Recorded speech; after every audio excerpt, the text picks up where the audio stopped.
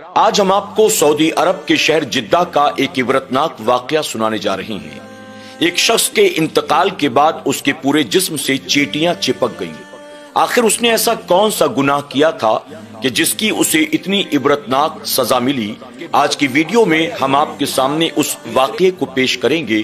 آپ تمام سے ہماری گزارش ہے کہ آج کی ویڈیو کو آپ آخر تک ضرور دیکھیں اور اس ویڈیو کو اپنے دوست احباب کے ساتھ بھی ضرور شیئر کریں تاکہ جس گناہ کے عوض اس شخص کو یہ عبرتناک سزا دی گئی، ہم اور ہمارے دوست احباب تمام امت مسلمہ اس طرح کے گناہ سے اپنے آپ کو بچا سکے۔ سعودی عرب کے شہر جدہ میں رہنے والے شیخ عباس اس واقعے کو بیان کرتے ہیں۔ شیخ عباس کو اللہ نے بہت مال و دولت سے نوازا تھا، لیکن اس کے باوجود خدمت خلق کی نیت سے وہ میت کو غسل دینے کا کام کیا کرتے تھے۔ شیخ عباس بہت مالدار تھے۔ وہ میت کو غسل دینے کے عوض کوئی محنتانہ یا مزدوری نہیں لیتے تھے، بلکہ صرف اور صرف اللہ اور اس کے رسول صلی اللہ علیہ وسلم کی رضا کے لیے وہ یہ کام کیا کرتے تھے۔ ایک دن شیخ عباس کو ایک کال آیا کہ ہمارے یہاں ایک شخص کا انتقال ہو گیا ہے، کیا آپ آ کر میت کو غسل دے سکتے ہیں؟ شیخ عباس نے کہا کہ آپ مجھے اپنا پتہ لکھا دیں، آپ مجھے اپنی لوکیشن بھیج دیں، میں ابھی حاضر ہوتا ہوں۔ اس شخص نے جس نے کال کیا تھا آپ کو پتہ بھی سینڈ کر دیا، ساتھ ہی لوکیشن بھی بھیج دیا۔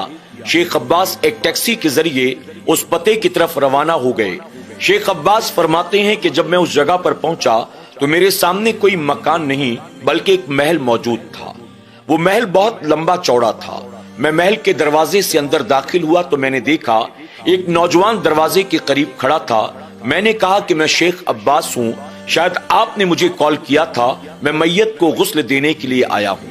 وہ شخص جو مکان کے اندر موجود تھا اس نے شیخ عباس سے بہت بدتمیزی کے ساتھ بات کیا اور کہا کہ آپ سیدھے چلے جائیں، وہ سامنے جو کمرہ نظر آتا ہے اس کمرے میں میت موجود ہے، آپ جا کر اس کو غسل دے دیں۔ شیخ عباس فرماتے ہیں کہ وہ آدمی بہت بدتمیزی بھرے لہجے کے ساتھ بات کر رہا تھا، لیکن میں نے کچھ نہیں کہا، میں خاموشی کے ساتھ آگے بڑھ گیا۔ اس نے کہا اگر آپ اکیلے جا سکتے ہوں تو ٹھیک، ورنہ میں کسی نوکر کو بلا دیتا ہوں۔ شیخ عباس نے کہا نہیں، میں چلا جاؤں گا۔ شیخ عباس کہتے ہیں کہ میں تقریباً 5 منٹ تک آگے چلتے چلتے ایک بیڈ روم کے سامنے پہنچا۔ میں نے دروازے پر دستک دی، اندر سے نوکروں نے دروازہ کھولا۔ اندر داخل ہوا تو میں نے دیکھا ایک بہت بڑا سا بیڈ روم تھا۔ اس کے اندر بستر پر ایک میت رکھی ہوئی تھی جس کو چادر سے ڈھانک دیا گیا تھا، اور اس اتنے بڑے کمرے میں سوائے 2-3 نوکروں کے اور کوئی موجود نہیں تھا۔ شیخ عباس کہتے ہیں کہ میں میت کے قریب گیا، میں نے اس کے چہرے سے جیسے ہی چادر کو ہٹایا مانو میری چیخ نکل گئی ہو۔ میں نے دیکھا کہ وہ ایک شخص جو بوڑھا بستر پر پڑا تھا، اس کی ناک سے اور اس کے کان سے چیٹیاں نکل رہی تھی، اور وہ چیٹیاں اس کے پورے چہرے پر پھیلی ہوئی تھی، یہاں تک کہ وہ چیٹیاں اس کی گردن سے لپٹی ہوئی تھی۔ شیخ عباس کہتے ہیں کہ میں نے چادر کو تھوڑا اور نیچے کھولا تو دیکھا کہ اس کے پورے بدن پر چیٹیاں لپٹی ہوئی ہیں۔ میں نے چادر کو دوبارہ اس کے چہرے پر اور جسم پر ڈال دیا۔ اس کے بعد میں نے نوکروں سے کہا یہ شخص کون ہے، آخر اس کے ساتھ ایسا کیوں ہوا؟ انہوں نے کوئی جواب نہ دیا۔ میں نے کہا کیا اس کا بیٹا یہاں موجود ہے یا کوئی رشتہ دار یا کوئی خاندان کا افراد؟ انہوں نے اس پر بھی کہا یہاں اس کا بیٹا یا اس کے گھر والے موجود نہیں ہیں۔ شیخ عباس کہتے ہیں کہ میں میت کو غسل دینے کے لیے وہاں تک پہنچ تو گیا تھا، لیکن اس میت کو غسل کیسے دوں میری سمجھ میں نہیں آ رہا تھا۔ میں نے اپنے ایک ساتھی کو کال کیا، وہ بھی میت کو غسل دینے کا کام کرتا تھا۔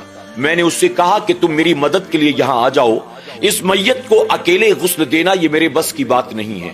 آپ کے ساتھی نے جواب دیا میں اس وقت ایک دوسری میت کو غسل دینے کے لیے جا رہا ہوں، اس لیے میں نہیں آ سکوں گا۔ شیخ عباس پریشان تھے کہ میں اس میت سے چینٹی کو کیسے دور کروں، آخر اسے غسل دوں تو کیسے دوں۔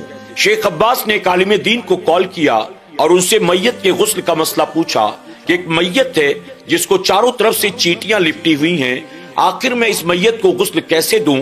تو عالم دین نے جواب دیا آپ مجھ سے میت کے غسل کے تعلق سے کوئی بھی مسئلہ پوچھ سکتے ہیں، آپ کسی طرح کی بھی میت کے غسل کا مسئلہ مجھ سے پوچھ سکتے ہیں، لیکن وہ جنازہ جس سے چیٹیاں لپٹی ہوئی ہوں آخر اسے غسل کیسے دینا ہے یہ نہ میں نے کبھی پڑھا نہ میں نے پہلے کبھی سنا، اس لیے میں تمہاری مدد نہیں کر سکتا۔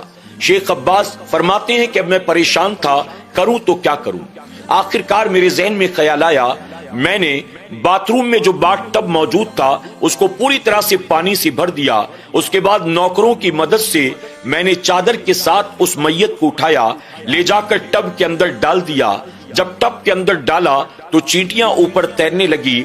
हमने मिलकर वहां से चींटियों को निकाला, फेंका। उसके बाद मैयत को बाहर निकालकर हमने लिटा दिया। दोबारा टब को पानी से भरा, फिर मैयत को दोबारा उसके अंदर डाला, फिर चींटियों से वो टब भर गया। हमने 3-4 मरतबा इस तरह से टब को साफ किया, पानी से भरा, मैयत को उसमें लिटाया। जब चींटियां तैरने लगती तो हम उन्हें निकाल कर फेंकते, पानी को साफ करते, दोबारा टब में पानी भरते। 3-4 मरतबा इस तरह करने के बाद शेख अब्बास कहते हैं हमने मैयत को ले जाकर बिस्तर पर लिटाया। उसके बाद उसके बदन पर खुशबू को मला, उसके बाद उसको कफन पहनाया। यानी मैयत को मैंने पूरी तरह से गुस्ल देकर कफन पहना दिया और फिर इजाजत लेकर वापस पलटा।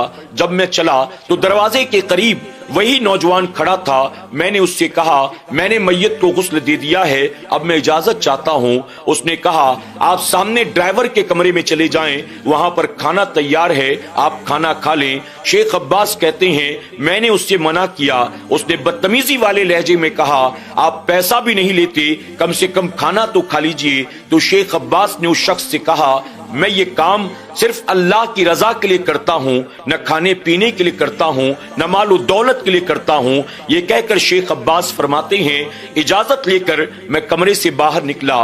मैं जब बाहर आया मैं टैक्सी का इंतजार कर रहा था।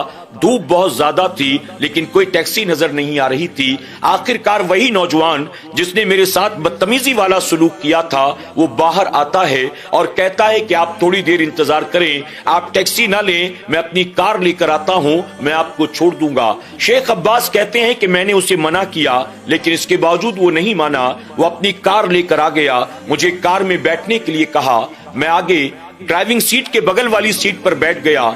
कुछ दूर आगे जाने के बाद इंसानी फितरत के तकाजे के तहत मैंने उससे सवाल पूछा आप इस मैयत के क्या लगते हैं? उस नौजवान ने जवाब दिया मैं इनका पोता लगता हूँ। फिर मैंने कहा तुम्हारे दादा के अमाल कैसे थे, यानी वो कौन सा गुनाह करते थे जिसकी वजह से बाद मरने के उनके नाक से कान से चींटियां निकलने लगी और उनके पूरे जिस्म को घेर लिया और चींटियों ने उनके जिस्म को काटना शुरू कर दिया। आखिर तुम्हारे दादा का कसूर क्या था? वो नौजवान मेरे सवाल पर कहता है मेरे दादा अपनी वालिदा पर हाथ उठाया करते थे, यानी अपने बच्चों की मौजूदगी में मेरे दादा अपनी माँ को मारा करते थे। अल्लाह अकबर। शेख अब्बास कहते हैं जब मैंने ये सुना तो मैं कांप गया।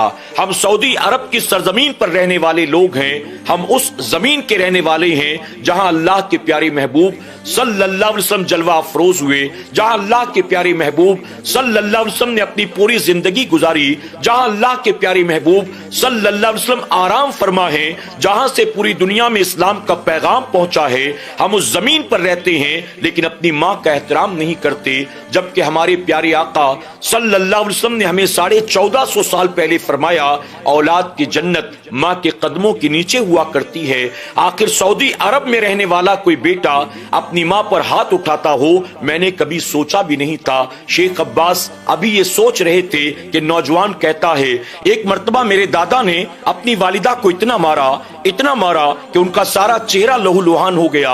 जब मेरे वालिद ने देखा तो उन्हें गुस्सा आ गया। मेरे वालिद अपनी दादी को यानी मेरे दादा की वालिदा को साथ लेकर पुलिस स्टेशन जाते हैं ताकि दादा के खिलाफ कोई कार्रवाई की जा सके। लेकिन पुलिस स्टेशन पहुंचने के बाद उनकी वालिदा ने यानी मेरे वालिद की दादी ने पुलिस स्टेशन में ये बताया कि मैं सीढ़ियों से गिर गई थी जिसकी वजह से मेरा चेहरा लहूलुहान हो गया। अल्लाह अकबर। नाज़रीन इकराम, आप जरा देखें, एक शख्स जो अपनी माँ पर बात बात पर हाथ उठाता है, इतना मारता है कि माँ का चेहरा लहूलुहान कर देता है, इसके बावजूद वो माँ अपनी औलाद के खिलाफ कोई शिकायत नहीं करती, सब्र करती है और बहाना करती है कि मुझे किसी ने मारा नहीं बल्कि मैं सीढ़ियों से गिर गई थी।